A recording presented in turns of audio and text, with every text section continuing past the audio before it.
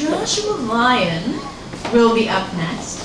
And Joshua Lyon's first book, Pillhead, The Secret Life of a Painkiller Addict, was just published by Hyperion. He has worked at Jane, V-Life, Interview, and Condé Nast Traveler. He was one of the producers of Transgeneration, a Sundance Channel documentary. Really? That's so cool. That was awesome. I love that. Seriously, I copy and paste. I do not read. That's so cool. And most recently, he's been writing for Nylon and the Huffington Post. He also ghostwrites celebrity memoirs. Are you going to tell us who? It's Sarah Palin, isn't it? Ladies and gentlemen, Joshua Lyon.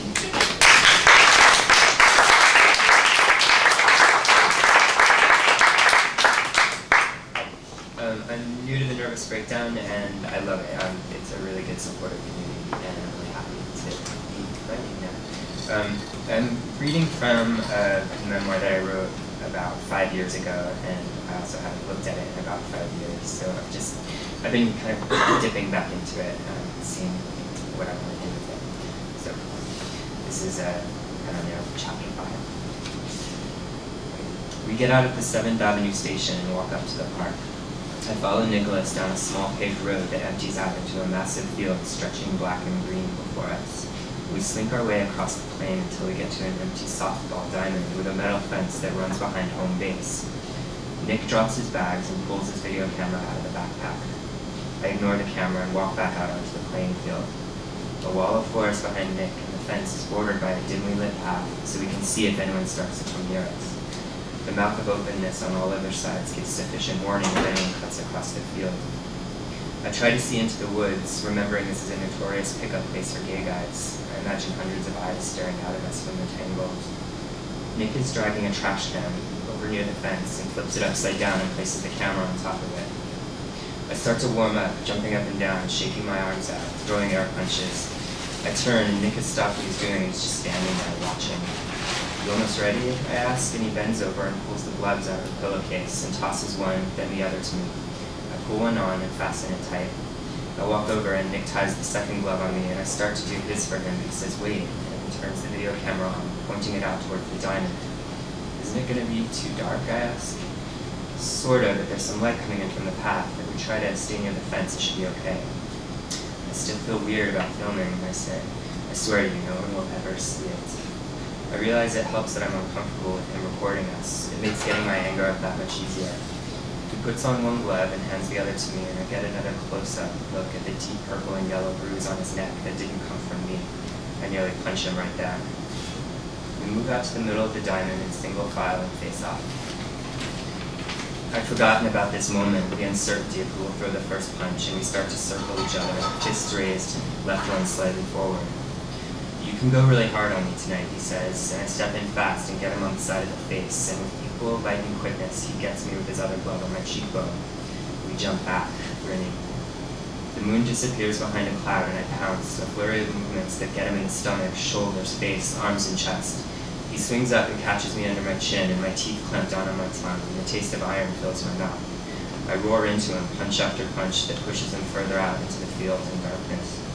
"The camera," he gasps, and I punch him directly in the face, and he lands a hard one in my stomach, and I call time, and we bend over, gasping. The old familiar gut pain forces images of elementary school dodgeball games into my head. He leaves me out in the field and sprints back over to the camera. I watch him, and he presses stop and rewinds the tape.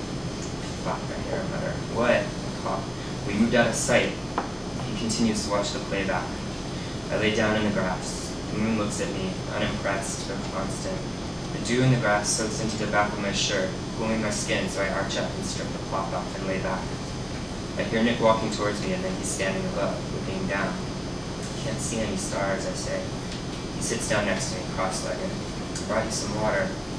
He hands me a bulbous juice bottle with most of the label torn off. I sit up and take the bottle and drink. "Ready to go again?" he asks. I jump up, and he nods towards the fence, and we walk back to the camera's line of vision.